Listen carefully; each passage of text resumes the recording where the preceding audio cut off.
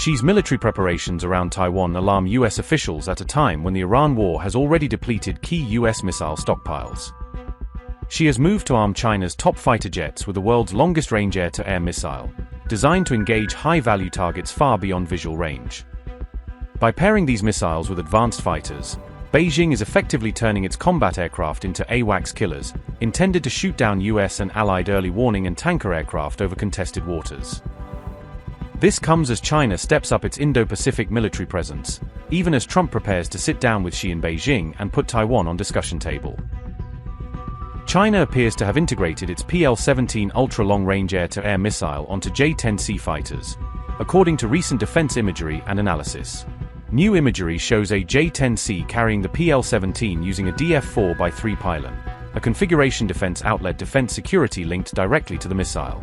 Analysts describe the PL-17 as the world's longest-range operational air-to-air missile, significantly outranging certain Western systems. Military experts say the PL-17 could reshape air combat across the Indo-Pacific by allowing Chinese aircraft to engage targets hundreds of kilometers away.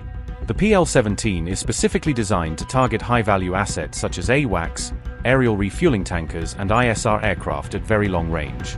Open-source defense reports estimate its range between roughly 300 and 500 kilometers, depending on flight profile and launch conditions.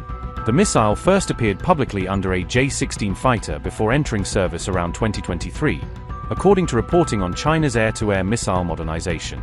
China now appears to be expanding PL-17 integration beyond heavy fighters like the J-16, pairing it with lighter single-engine J-10C airframes as well. This move could turn hundreds of J-10Cs into long-range AWACS killer platforms, greatly increasing the number of Chinese aircraft able to threaten support assets deep in enemy airspace. The development may force US and allied AWACS and tanker aircraft to operate farther from Taiwan and other contested areas, complicating their ability to provide coverage and support.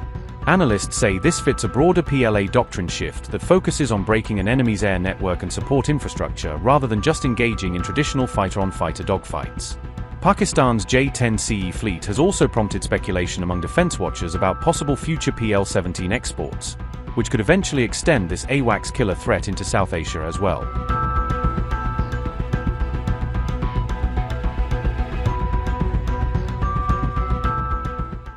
As President Trump prepares to visit China to meet Xi Jinping, Taiwan is expected to be one of the key issues on the agenda. Trump has said he will discuss US arms sales to Taiwan with Xi, putting American military support for the island directly on the table. Some reports suggest the meeting could pave the way for up to $1 trillion in new Chinese investment in the United States.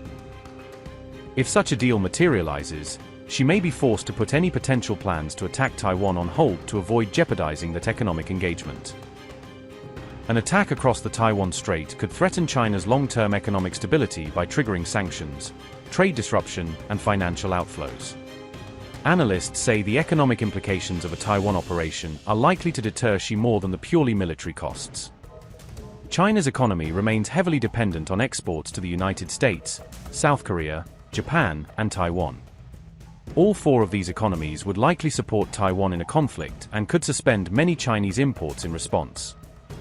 Taiwan currently produces over 60% of the world's semiconductors and about 90% of the most advanced chips. A Chinese invasion would severely damage or disrupt that capacity, crippling China's own tech sector, which imports around 60% of its chips from Taiwan.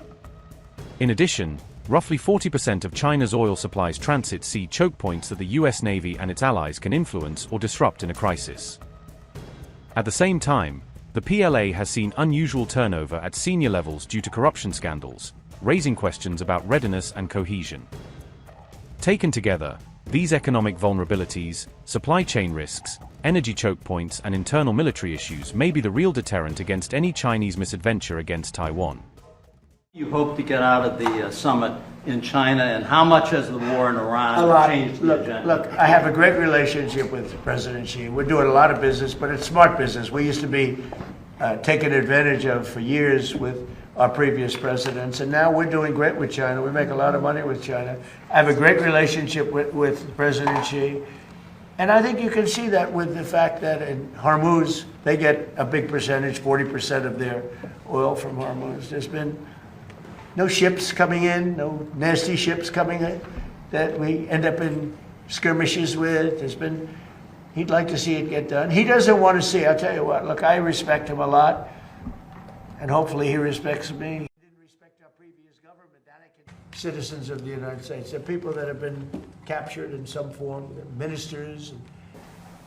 And I bring up Jimmy Lai. Now, Jimmy Lai, he caused a lot of bedlam. I don't know. It's like saying to me, if Comey ever went to jail, would you let him out? It might be a hard one for me. Does that make sense? It might be a hard one for me, because he's a dirty cop. But Jimmy Lai isn't that way. But Jimmy Lai, he caused lots of turmoil for China. He tried to do the right thing. He wasn't successful. Went to jail, and people would like him out, and I'd like to see him get out too. So I'll bring him up again. I have brought him up. There's another gentleman, a pastor, as you know, with a beautiful daughter and son-in-law that would like to see him get out. I'm going to bring his name up. Mr. President, what about Taiwan? Taiwan, I equated a little bit to that. If you have the right president, I don't think it'll happen. I think we'll be fine. I have a very good relationship with President Xi. He knows I don't want that to happen.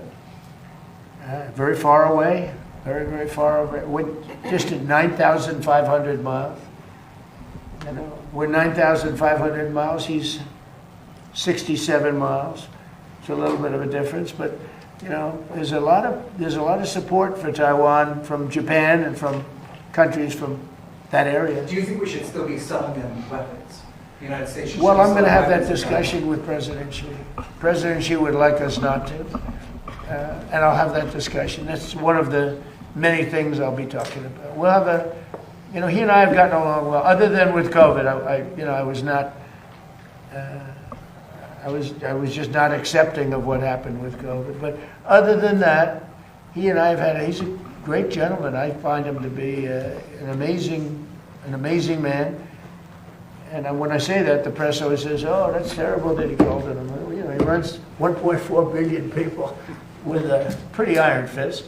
He loves his country, I can tell you that. President Xi. I look forward to being there. And if he felt anything, we wouldn't be doing it. But a lot of good things can happen. Now, we'll be talking about, he'll bring up Taiwan, I think, more than I will. But I think that a discussion will be a little bit about energy and about the very beautiful country of Iran. Ever in history, and we're going to continue to do so. This is, look at the people up here, they're all